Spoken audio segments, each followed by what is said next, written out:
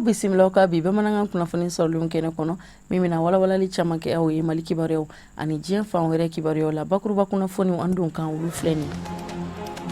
ɲɔgɔn kunbɛ sugu min ni o bɛ sigi sen kan Mali muso kɛnyɛrɛyew tɔgɔ la Salon pour l'entrepreneuriat féminin au Mali o tako filanan baaraw nun donna ka bɛn alamisadon novembre kalo tile 28 ma Memorial Modibo Keita la. Assurance ko cakɛda minnu ni olu bi an ka jamana kɔnɔ yan nɔ olu ka kulu comité de compagnie d'assurance du Mali olu ye u ka don kɛrɛnkɛrɛnnen sigi ko fɔlɔ ɲɛnamaya u ye don min tɔgɔ da ko journée de l'assurance a kɛnɛ sigira sen kan dunanjigiso Hôtel Radisson Blu de la Bamako ka bɛn ni alamisadon ye o de ye an don kan ye bakuruba kunnafoniw na kunnafoni caman wɛrɛw bɛna fara minnu kan ka walawalali k'a la aw ye a y'aw bisimila.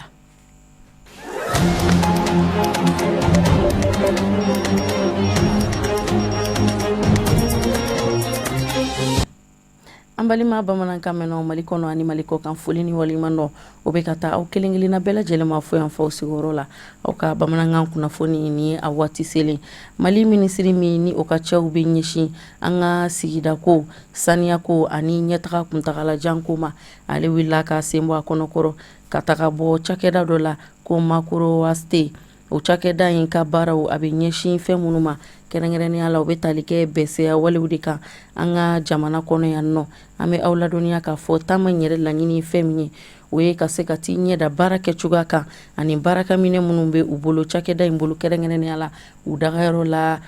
yan nɔ Kɛnzanbugu Bamako sigida filanan kɔnɔ minisiri taara ka taa o baaraw de jateminɛ ka bɛn ni alamisadon novembre kalo tile 28 ye Samayira Sanogo Abdoulaye Sogodogo olu ka sɔrɔlenw don.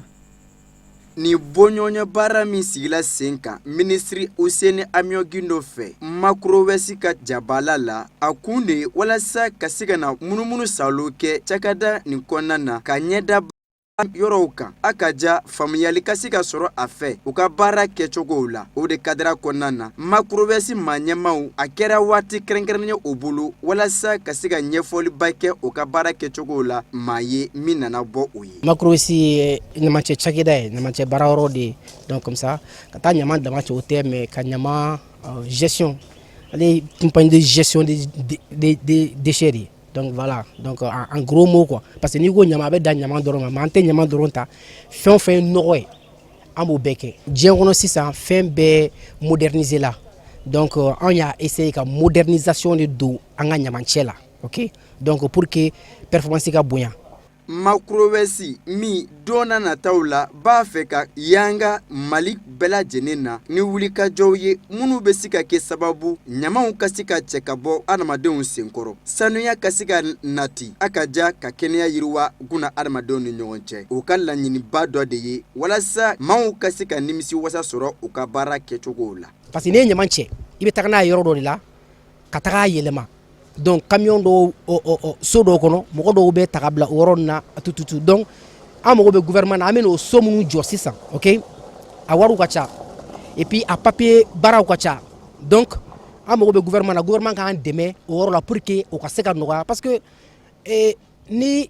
i ka ɲama kɔni cɛra ka b'i fɛ hali ni ye wari de sara ɲɛli kɛli ma dɛ donc an ka pouvoir de pour que an ka se ka baara sama ka se mɔgɔ caman ma donc f'an ka nin yɔrɔ ninnu de jɔ. A kɛlen ko ka munumunu salo kɛ Makoro West bureau ni ɲɔgɔn cɛ a ka ja ka taa ɲɛda baara kɛcogow kan minisiri Useni Amiogindo ye a ka nisɔndiya ani wasa yira ka sanga ni laɲini minnu kɛmɛ Makoro West ɲɛmaw fɛ ka ɲɛsin ba Malibaw ma. Makoro West ka particularité ye mun ye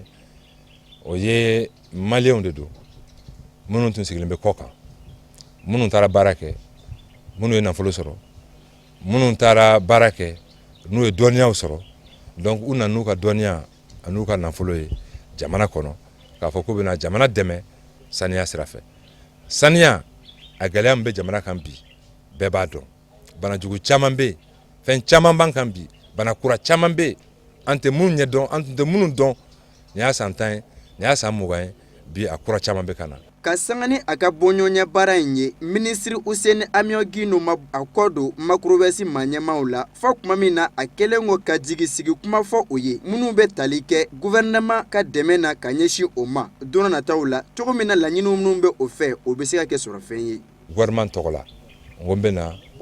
u bilasira ka hakili to u la k'a lajɛ gouvernement bɛ se ka dɛmɛ fɛn o fɛn mun ɲɛsin u ma nɔgɔya sira fɛ u ka baara kɔnɔna na pour que dɔ wɛrɛw maliyɛn wɛrɛw minnu bɛ Mali kɔnɔ ani Mali kɔ kan u k'a dɔn k'a fɔ maliyɛn mun sera ka da a ka jamana na ka n'a sigi gouvernement t'a to kɔfɛ gouvernement b'a bilasira a ka baara kɔnɔna na donc k'a kɛ fana misali ye k'a ɲɛsin tɔw ma. An ma ladɔnniya k'a fɔ Macrowest yɛrɛ ye cakɛda ye min ni maa 45 bɛ o dayɛlɛma ɲini la a kɔnɔ bi. Minnu cɛla muso 7 bɛ a la. A dagayɔrɔ bɛ Bamako 15 bugu wa a ka wulikajɔw boloda mɛ Bamako faaba yɛrɛmarakafo 6 ni ɲɔgɔn cɛ. Bamako dafɛduguw bɛ o la fo ka taa se Gao région ma.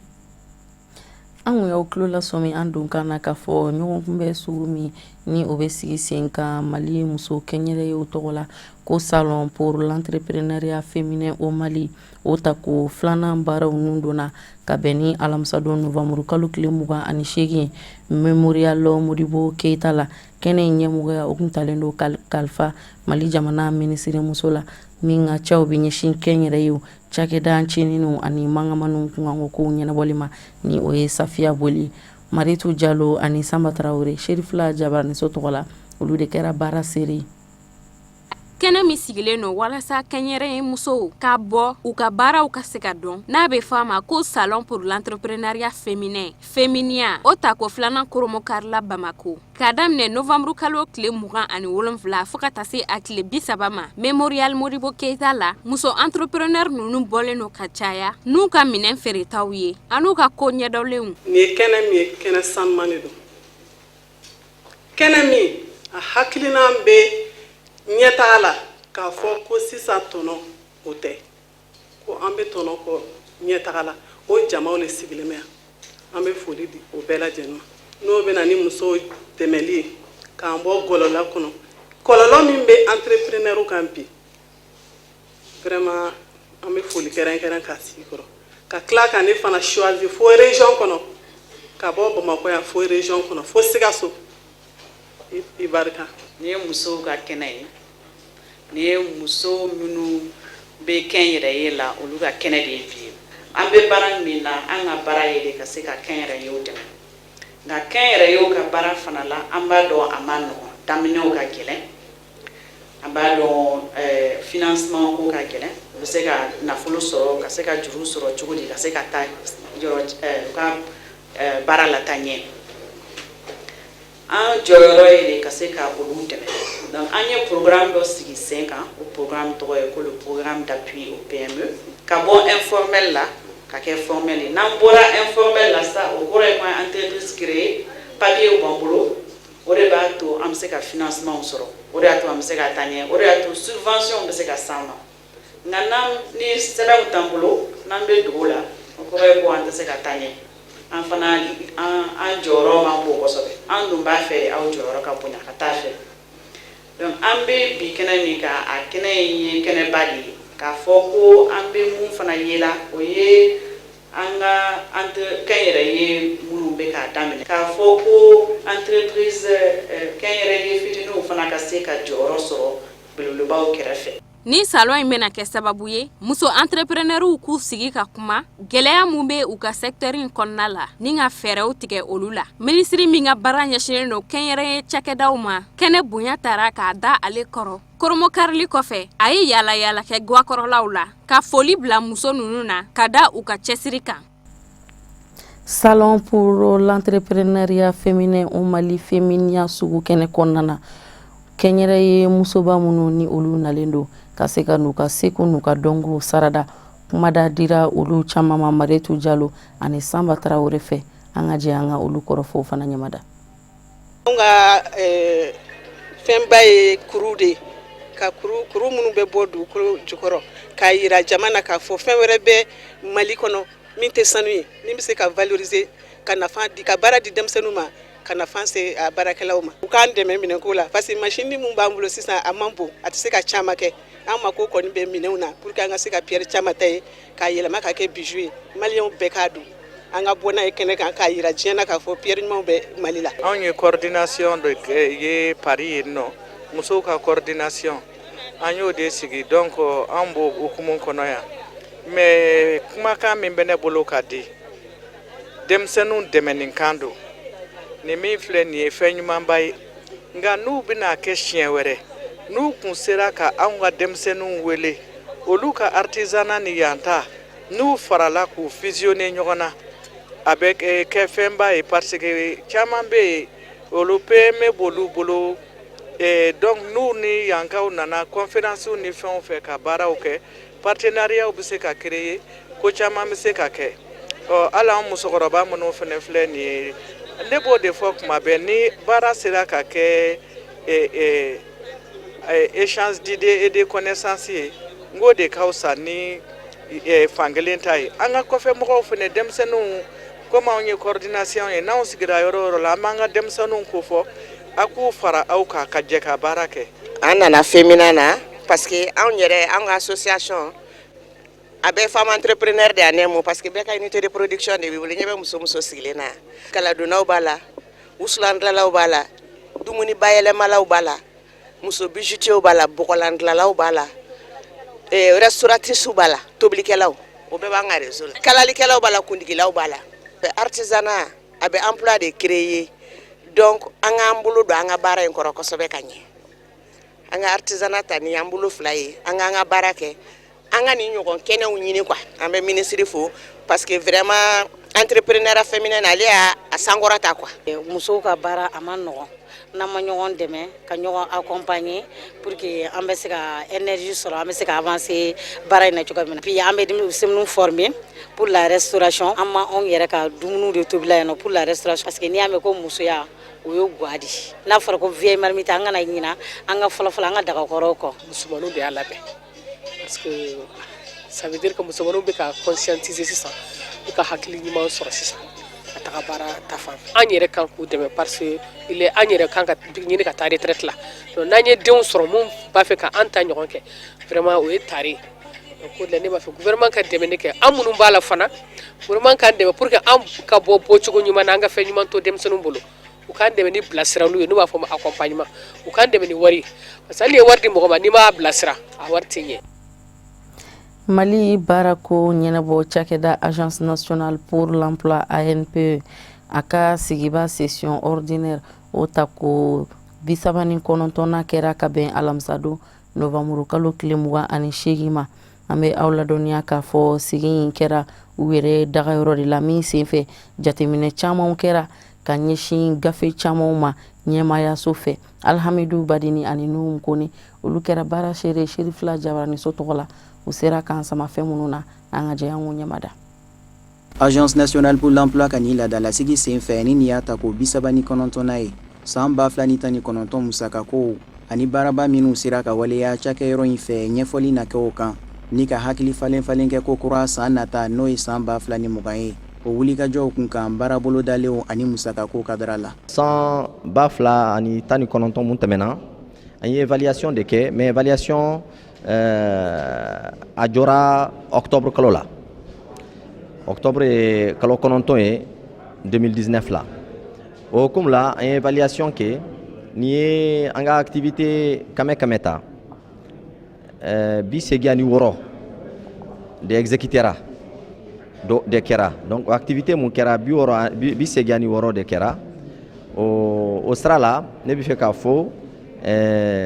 activité caman b'a la auto emploi b'a la o ye mɔgɔ mun bɛ sigi ka u ka PME créer ani mun fana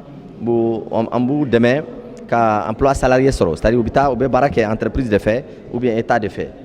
ANP ka san 2020 musaka bolo dalenw san baaraw kama o bɛ t'i jɔ sefa wari miliyari 6 ani miliyɔn 58 na foroba baarakɛyɔrɔ o ni kɛnyɛrɛyew ka baarakɛɲɔgɔnya sabatili madarasa kalandenw ka baarako doni b'a la ani ka kɛnyɛrɛyew kɔkɔrɔma don san 2020 wulikajɔ fanba natali kɛ o la ANP fɛ. An ka prévision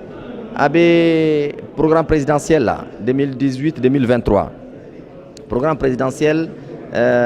san 2000 ani 18 ka taa fo san 2000 ani 23 o ye président ka mandat ye mandat filanan ye o programme présidentiel ye projet caman de fɔra la insertion des arabisans mɔgɔ mun ye arabe kalan u ye kalan kɛ corps de métier b'u bolo ingénieur b'u la technicien b'u la technicien mécanique b'u la architecte b'a la u bɛ avec union des jeunes musulmans du Mali an kumana an b'u dɛmɛ avec l'institut français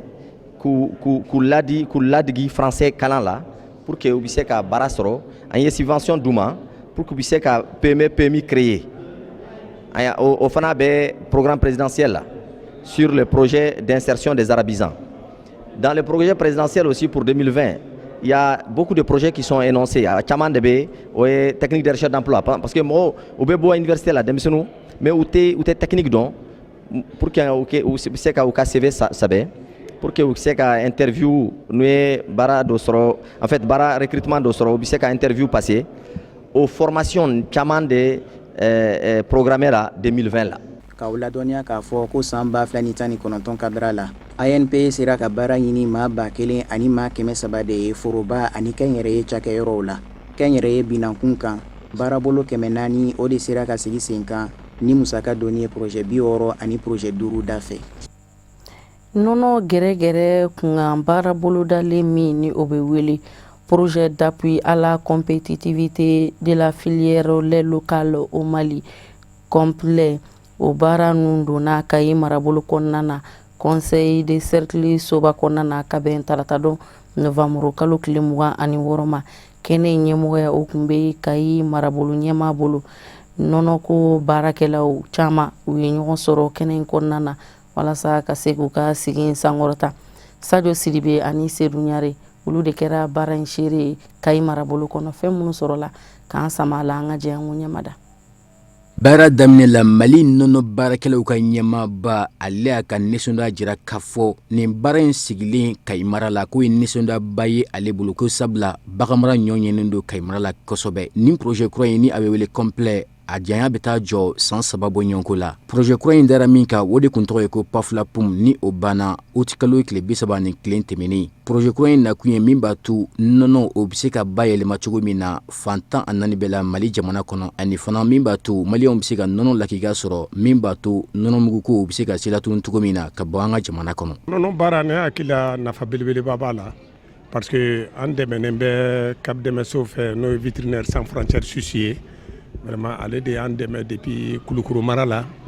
an y'a lajɛ gɛlɛya min tun bɛ nɔnɔko la ale yɛrɛ de y'a lajɛ k'a dɔn k'a fɔ an ye nɔnɔko bɛ cogo min na a bɛ se ka kɛ nafa sɔrɔ sira ye. Coopérative kelen n'o ye Kasela o bɛ litiri 3,500 la bon Kulukoro yɛrɛ coopérative 25 de bɛ yen n'i y'o jate minɛ moyenne la a bɛ dɔ kɛ bon a bɛ mɔgɔ minnu balo hakɛ si t'o la. An y'a kanu kɛ Kayi yan parce que an bɛ Kayi a bɛ san 3 bɔ donc an tun ye baara ninnu daminɛ parce que an bɛ Bamakɔ n'a lamini a bɛ san 15 bɔ. Ou est-ce bi donc an ye baara mun sɔrɔ an ye jaabi mun sɔrɔ yan a bɛ san 3 bɔ bi an y'o jaabiw de ta ka na n'u ye Kayi mara la. Kayi gouverneur min y'o nɔnɔ bila kɛnɛ kan a ye foli ani tanunŋɛ ka ɲɛsin Mali nɔnɔ baarakɛla bɛɛ lajɛlen ma ka sababu kɛ u ye Kayi sugandi ka kɛ u ka baara ninnu fɔlɔw ye. A ka kumaw kɔnɔna na a ye welewelema kɛ dɛmɛbaw ye min b'a to nɔnɔ baarakɛlaw bɛ se ka dɛmɛ cogo min na Kayi mara kɔnɔna na min b'a to nɔnɔ ɲɔ bɛ se ka ɲɛ cogo min na Kayi mara kɔnɔ. Nɔnɔ baarakɛlaw bɔra Kayi mara fantan a 4 bɛɛ la min b'a to cogo min na ka na kuma nɔnɔ kunkanko baaraw kan Kayi mara kɔnɔna na. Kayi nɔnɔ baara bɛ sen kan an yɛrɛw de y'a premier initiateur ye an b'a fɛ a ka taa ɲɛfɛ pour le moment a bɛ cercle 3 de kɔnɔ k'i ta Kayi jɛma projet nana de pour k'a élargi ka se ka taga n'a ye Ɲoro ani yɛlɛmani k'olu fara a kan. Nin projet kura in n'o ye complet ye a nana ni hakilina min ye o ka ɲi kosɛbɛ parce que a nakun ye pour ka dɔ fara fɛn bɛɛ kan o n'a fɔ nɔnɔko o n'a fɔ ka musow ka se ka nɔnɔw bayɛlɛma ka fɛrɛ parce que nin projet in kɔnɔna la a bɛ se ka kɛ sababu ye musow bɛ formation sɔrɔ an tun tɛ fɛn min ɲɛ dɔn u b'a ɲɛ yira an na. Nin baara ninnu don in ni a kɛra Kayi talata don novembre kalo tile 26 nɔnɔ baarakɛlaw ka ɲɛmɔgɔ ka kumaw la ko nin lajɛrɛ in a kunba ye min b'a to nɔnɔ baara bɛ se ka lakodɔn cogo min na diɲɛ fantan a 4 bɛɛ la ani fana ka se ka nɔnɔ baara bila bala Mali jamana kɔnɔ ko sabula n'i y'a ta ka jate minɛ nɔnɔ bɛ se ka kɛ sababu ye ka fantanya kɛlɛ ka bɔ an ka jamana kɔnɔ. Maa minnu ye kɛnɛ ɲɛnamaya u ka nisɔndiya jira u dɛmɛbagaw la k'u fo k'u waleɲuman dɔn u ka dɛmɛ ka ɲɛsin nɔnɔ baara kunkankow ma kɛrɛnkɛrɛnnenya la coopération suisse ani fo ka taa se Cap Dɛmɛso ma. Projet in ka laɲini ye mun ye an bɛ se ka ba dɔn an yɛrɛ ka nɔnɔ la cogo di parce que n'i y'a jateminɛ bi an ka nɔnɔ B a bɛ se ka fɔ a bɛ bɔli kɛ mais a lakodɔnnen tɛ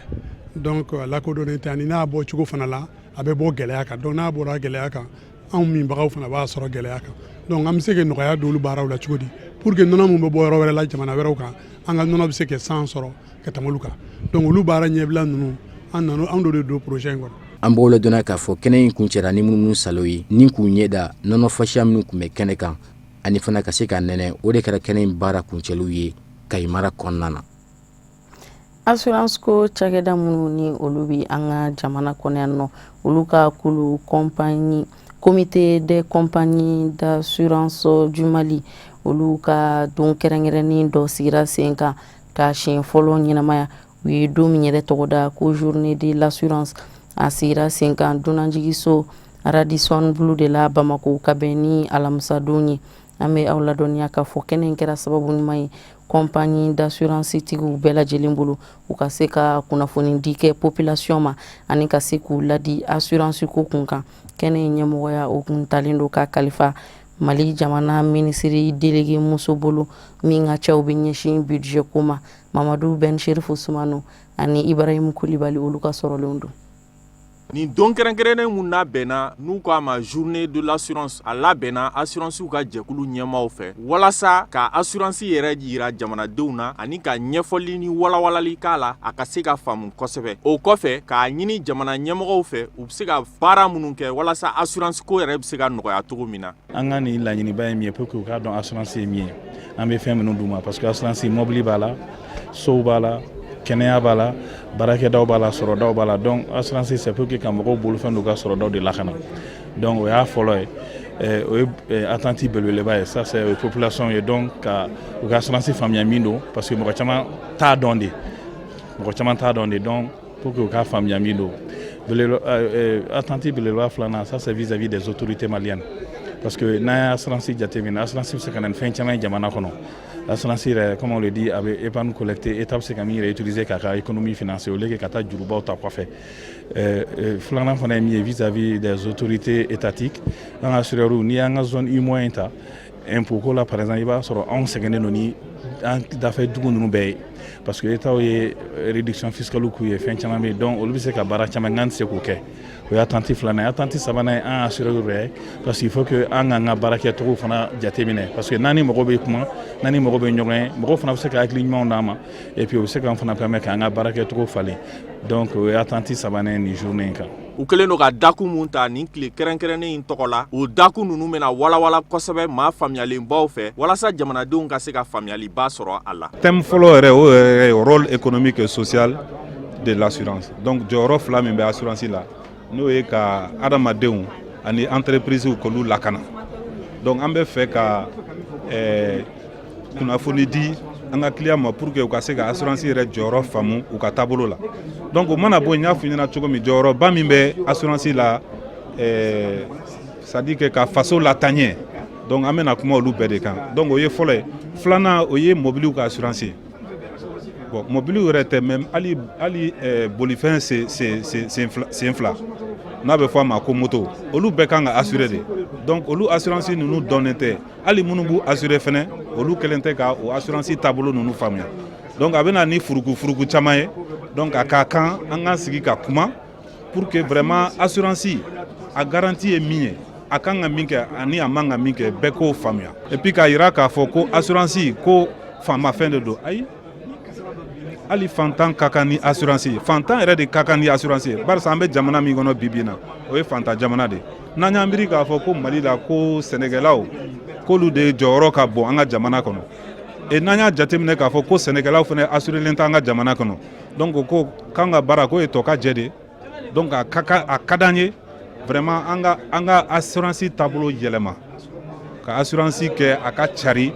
vraiment bɛɛ ka se k'i assurer an ka jamana kɔnɔ donc vraiment o de y'an yɛrɛ haminakoba ye bi na. Ministre muso mun yɛrɛ tun bɛ kɛnɛ in kan a kelen kɔ ka tile kɛrɛnkɛrɛnnen in kurumu karili kɛ a taari ɲɛ da assurancew ka guwaw kɔrɔla kan an b'a ladɔnniya k'a fɔ comité des compagnies d'assurance du Mali ka laɲini tɛ dɔwɛrɛ foyi ye assurance ka se ka dɔn ka faamuya jamanadenw fɛ ani bɛɛ ka se k'i ka nafa sɔrɔ a la.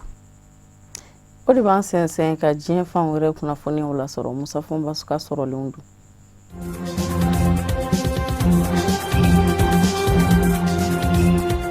ka sanga ni tarata tɛmɛnen ye Amerikikaw ka minisiriso min ɲɛsin bɛ Ameriki ni jamana wɛrɛ ni ɲɔgɔn cɛ koɲɛ ɲɛnabɔw ma. A y'a yira k'a fɔ a b'a ɲini Ameriki jamanadenw fɛ diɲɛma taamani na u ka Burukina jamana taama senbɔrɔ ka sabu kɛ olu ka jate la lakanabaliya o bɛ Burukina faso jamana kɔnɔ. Amerikikaw ka minisiriso min ɲɛsin bɛ Ameriki ni jamana wɛrɛ ni ɲɔgɔn cɛ koɲɛ ɲɛnabɔw ma. A y'a yira k'a fɔ san damadɔ in na Bamanjiya damatɛmɛ walew maaw ta ka tunu n'u ye o de ka ca Burukina dugukolo kan. Hakili jiginna ko kabini san 2015 ni Bamanjiya walew daminɛna Burukina faso jamana kɔnɔ a gaɲakayanfa fɛ kɛrɛnkɛrɛnni ɲɛna ko lakanabaliya k'o sɛbɛkɔrɔ k'a wuriyan bɛɛ ma bɛɛ ka wuli ka jɔ kɛ ka ŋwara da maaw la k'o yera Burukina san damadɔ in kɔnɔ. Faransikaw ka kunnafoni di sira min bɛ wele ko Agence France Presse o y'a yira k'a fɔ Burukina jamana kɔnɔ san 2015 ni ɲinanjɛ maa 700 de bɔnɛna a nin na. Amerikikaw ka minisiriso y'a yira k'a fɔ a fali kɛbaw Bamanji jakulu minnu bɛ wele ko Al-Qaida ani État islamique k'olu de ka kɛwalew don. Diɲɛserekɛnani tɔnba Nations Unies y'a yira a ka jatebɔlenw na k'a fɔ maa min y'a sigiyɔrɔ bila Burukina faso jamana kɔnɔ o maa bi t'i jɔ maa 500 la. Yani Burukina jamana ka Bamanjiya dɔn jamana kanunenba kun don dunanw fɛ kɛrɛnkɛrɛnni ɲɛna Ameriki jamanadenw. Amerikikaw ka minisiriso k'a jira u ka jamanadenw na k'u kan'u kunda Burukina faso jamana kan bilen. A bɛ kɛ degunba ye ka sabu kɛ Ameriki jamana a denw Burukina taama ka d'u ye.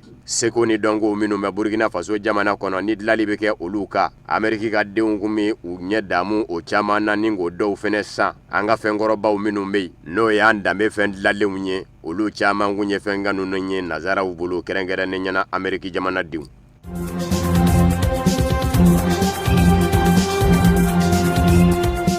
Guinée Bissau jamana kɔnɔ jamanakuntigisigi kalata min kɛra dimanche novembre kalo tile 24 tako filanan o bi ye a lajakoya ka sabu kɛ cɛbaw minnu kun bɛ ɲɔgɔn na maa si ma se ka maa hakɛ sɔrɔ kalata la min bi bɔli kɛ k'i kɛ jamana ɲɛmaa ye siɲɛ kelen. O kumana minisiri ɲɛmaakɔrɔ fila de bi taa ɲɔgɔn sɔrɔ tako filanan na Domingo Simões Pereira ani Umaru Sisoko Embalo. Domingo Simões Pereira a ka minisiri ɲɛmaaya kuma ani jamana ɲɛmaa José Mario Vaz de fɔra ɲɔgɔn kɔ. O fɔɲɔgɔnkɔ de kɛra sababu ye ka Guinée Bissau sɛbɛkɔrɔ lanɔgɔ ka sabu kɛ politiki binna k'u ka bɛɛ ma se ka ye kuma si. José Mario Vaz kɛlen ka gwɛn ka bɔ minisiri ɲɛmaaya la o y'a sɔrɔ u bɛɛ lajɛlen bɛ fanga ɲinindɔn kelen min kɔnɔ n'o ye PAIGC ye. Minisiri ɲɛmaa Domingo Simões Pereira de kun y'o fanga ɲinindɔn ɲɛmaa ye. Ale kanubaw fɛnɛ farala kan ka jamana ɲɛmaa José Mario Vaz gwɛn ka bɔ fanga ɲinindɔn kɔnɔ. Minisiri ɲɛmaa o minisiri ɲɛmaa sigira ale kɔsa PAIGC n'a ma ɲa ko de ka wasaden ka ca wasabulon kɔnɔ. O minisiri ɲɛmaa ma nata a ka baara bolodalenw dajira wasadenw na wasabulon kɔnɔ u b'u murukuru dagoya k'a f'u ma jɛ n'a ye. N'o kɛra ale ka minisiri ɲɛmaaya bi ban ye. Maa caman yɛrɛ kun y'a jigiya k'a fɔ ko bɛ ka taa cogo min na k'a fɔ jaso laban bi sɔn ka kɛ ka sabu kɛ Guinée Bissau jamana fura dama dɔnkun bɛ n'o de ye ka jamanakuntigi to jamana ɲɛmaaya la k'a ka fanga bi a dɔw senfɛ yɛrɛ ka nikɛnɛ karaba. San 2012 surasiw kɛlen ka fanga ta farafinna tile bi yanfa jamanaw ka tɔ communauté économique des états de l'Afrique de l'Ouest CEDEAO y'a ye k'a fɔ ko tɛ se ka to nin cogo in na. Olu sɔrɔla ka ɲini surasiw fɛ u ka fanga in bila u ka segin ka taa u dagayɔrɔ la wa surasi yɛrɛ ka n'i da don politiki ko la bilen o fɛnɛ sen bɛ ka mɛn surasiw fɛ. José Mario Vaz min ye jamana ɲɛmaa ye kɔsa in na a y'a ka minisiri ɲɛmaa Aristide Gomes wuli ka bɔ minisiri ɲɛmaaya jɔyɔrɔ la ni ka na ni maa kura ye. O fɛnɛ ma bɛn Aristide Gomes ma. CEDEAO min ye surunani donba ye o fɛnɛ y'a yira k'a fɔ jamana ɲɛmaa José Mario Vaz ma ka kɛta kɛ ka sabu kɛ ale ka kumaw kun dafara jamana ɲɛmaaya la ka ban gwɛlɛya de nana n'a ye a ka to jamana ɲɛmaaya in na. O kuma na jamanakuntigisigi labɛnw de bɛ kɛ k'ale to jamana ɲɛmaaya la nka da man ka ye ko caman na bilen. N'a fɔra ko i ka laban ka taa minisiri ɲɛmaa sigilen wuli k'a ye kɛlɛ tigɛ ko kɔni tora o cogo la sa fɔ ka na se jamanakuntigisigi kalata in de ma n'o kɛra dimanche a yɛrɛ kun ye cɛbɔ ye o la jɔn yɛrɛ ye u k'a ma ko candidat indépendant a nana yɛrɛ sɔrɔ fɔ jɔyɔrɔ 4 na ani maa min fura dama bɛ ɲɔgɔn na n'o ye Domingo Simões Pereira ye. Jamanakuntigisigi kalata min kɛra dimanche ale de nana ɲɛkun na nka maa hakɛ min bɔlen don n'o ɲini bɛ i k'o sɔrɔ walasa i ka kɛ jamana ɲɛmaa ye a m'o sɔrɔ. Guinée Bissau ka denw mana sigi 100 sara la 40 ani ngɔri 17 de kala t'a ye. Minisiri ɲɛmaakɔrɔ Umaru Sisoko Embalo 100 sara la 27 ni ngɔri 65 de ye kala ta o ye a n'a ka fanga ɲinindɔn Madem. N'o tɛ Umaru Sisoko Embalo yɛrɛ nin fanga ɲinindɔn belebele a yɛrɛ kɛra tɔnden ye ka tɛmɛ o bɛɛ kun bɛ fanga ɲinindɔn in kɔnɔ n'o ye PAIGC ye nka a bɔra ka taa ta sigi ko Madem. Ma mɛnna ni jaabi kunfɔlɔw bɔra Domingo Simões Pereira kɛrɛnkɛrɛnnenya ye wele da mɔgɔ mɔgɔ minnu kɛnkunbɛ k'u kamɔ n'u ma se ka na jɔyɔrɔ ɲɛnamaw la u kana fara a kan u ka se ka Guinée-Bissau jamana jɔ kokura. Umaru Sisoko an balo min nana jɔyɔrɔ 2nan na a ye dantigɛli kɛ k'a fɔ kalata jaabi bɔra bɔ cogo min na k'a fɔ ko dalen don kalata ninnu jaabiw la k'o tɛ nka a t'a fɛ de ka kɛ gwɛlɛya ye jamana mɔ jamana tɛ ka se ka basigi n'a fɔra ko ale ka n'i ta fara o gwɛlɛya kan o man d'a ye n'o tɛ fiɲɛ caman bɛ yen a ye minnu ye kalata kɛtɔ nka a bɛ Ala minɛ k'i ɲɛtugu olu kan a kana n'a fɔ k'ale kɛra sababu ye ka jamana tɔ ci. Maa min bɛ jɔyɔrɔ 3nan na ni o ye Nuno Nabiya min ye o n'a ka fanga ɲini dɔ PRS APU fan fila bɛɛ bɛ k'i bolo mɔnɔbɔ o de nɔfɛ sa o ka fara u kan walasa u dɔ la kelen ka kɛ jamana ɲɛmaa ye.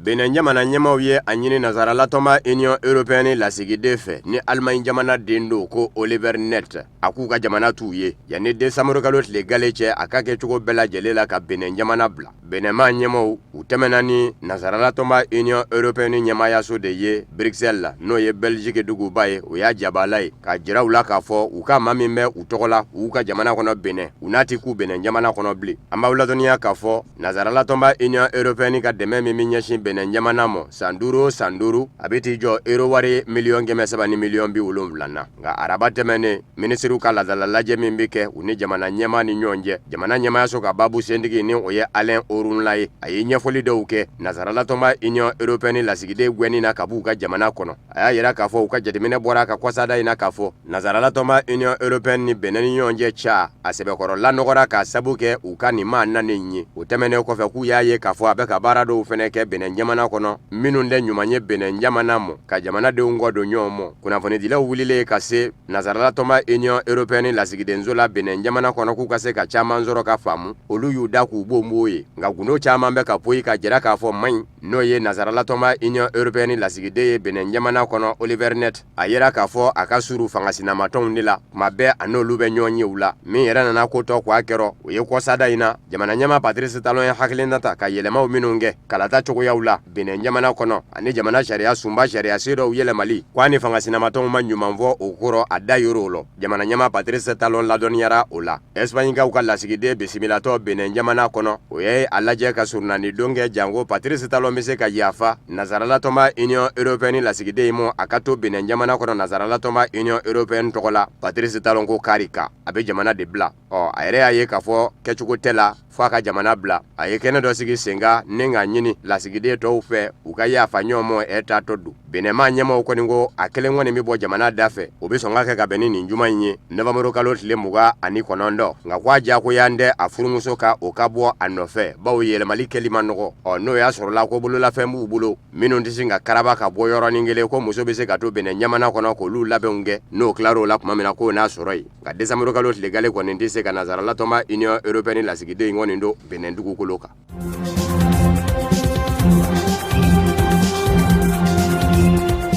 Congo Kinshasa kɔrɔyanfa fa min galayalen don n'a duguba ye Benin ye ni kɔsada in na Beninkaw yɛrɛ wulila ka coci kɛ diɲɛ seleke naani tɔma Nations Unies ka basigili jɛkulu MONUSCO da la ko maa nana masumanenw bɛ ka fa diɲɛ dongo don k'u tɛ ka kala don ɲin na ka bɛn n'a ye k'u ka jamana bila maa 19 su n'an bɛ ye kokura ka bɛn ni araba novembre kalo tile 27 ye dugu la dugu min bɛ wele ko Maliki yɔrɔ min bɛ wele ko Cité Oisha a n'o cɛ ye kilomètre 10 ye Benin mara la su minnu yera a jirala k'a fɔ mamurulen jɛkulu min bɛ wele ko ADF o kama a faalenw don wa u fara fa cogo min na BC ani jele ni poro ko tora kisɛ da fɛ i tɔ bɛ lase BC walikelen jele fɛ wa fali ninnu yɛrɛ kɛra yɔrɔ la yɔrɔ min ni diɲɛ seleke naani tɔma Nations Unies ka basigili jɛkulu MONUSCO ni ɲɔgɔn cɛ kilomètre 10 ye maa min na kɔrɔfɔ mɛnna basigili jɛkulu MONUSCO fɛ o ni Benin zura siya y'i tɛgɛ di ɲɔgɔn ma ka labɛn dɔw sabati nka MONUSCO maa ɲɛmaaw ye a jira k'a fɔ olu ka labɛnkura sabatilen a ti kɛ mamurulen jɛkulu nɔbɔli ye dɛ maa nana masumanenw bɛ se ka lakana cogo min na k'u bɛn'o de dabali sa nka k'a fɔ ko olu dagamɛ yɔrɔ min na k'u k'o bila ka taa kɛlɛ bilennen kɔnɔ k'o kandɛrɛw Mathias Gilman ni ale ye diɲɛ seleke naani tɔma Nations Unies ka basigili jɛkulu baabu sentigi dɔ ye a y'a yira a ka ɲɛfɔliw la k'a fɔ mamurulen jɛkulu ADF in a ka bingani ninnu bɛ kɛ dugukilan jenje maaw dalen sunan na k'a sabu kɛ yɔrɔ ninnu ye tufinma yɔrɔw ye u bɛ tun mbake BC ani jelew la wa yɔrɔw fɛnɛ lasɔrɔ man di lakana tigilamaw fɛ k'a sabu kɛ siran danya ye k'o de kɛ mɛ k'a to u ka kokolo caman bɛ sira sɔrɔ maa kɛmɛ ɲɔgɔnna de bɔnɛna ani na ka daminɛ octobre kalo tile 30 tɛmɛnen kana se bimɔ ADF ka wuli kajɔ ko 15 ɲɔgɔnna kɔnɔ diɲɛsɛrɛkɛ naani tɔma Nations Unies ka basigili jagolo MONUSCO ye a yira k'a fɔ kɛlɛ in man ka ɲɛsin ADF dama mɔ bawo Benin dugukolo ka a n'a mara jɛkulu wɛrɛw be yen minnu ni mugu ni kisɛ bɛ ɲɔgɔn na o tɛ ADF ye olu bɛɛ lajɛlen ka sɔrɔ bɛ bilisa ɲami de la lakanabaliya in kɔnɔ u bɛ fɛn caman sɔrɔ a lɔ o kumana u ka laɲini tɛ a yɔrɔw ka basigi o kumana ni kɛlɛ ma ɲa k'a bɛ bi a kana kɛ ka ɲɛsin ADF dama mɔ fɛn o fɛn de bɛ yen jɛkulu la ni maramafɛn b'i bolo u bɛɛ ka jɛ ka kɛlɛ ɲɔgɔn fɛ k'o de bɛ se ka fura sɔrɔ ko in na.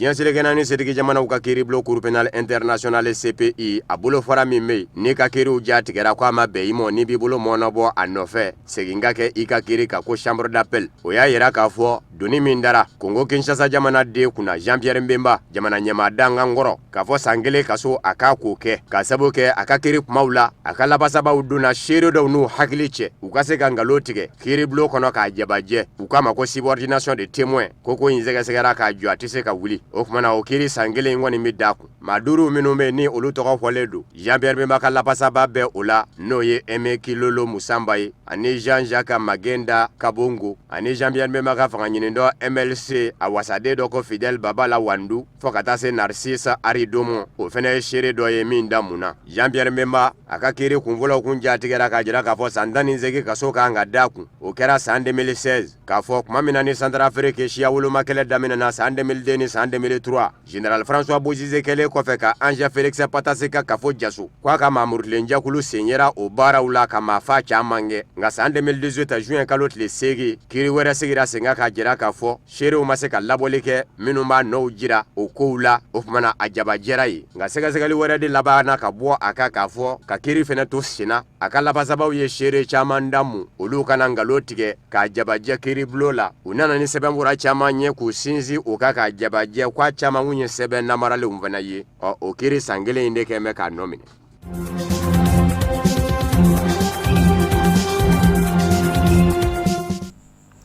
O de bɛ dansigi kɛ bi bamanankan kunnafoni sɔrɔlenw na minnu sera ka fara ɲɔgɔn kan ka bɛn ni kuma in ye kunnafoni di so ɲɛmɔgɔso fɛ k'a lase aw ma aw ni ce aw ka ɲamadaw la a kan bɛn diɲɛ waati wɛrɛ ni Ala sɔnna k'o jira aw ni anw na.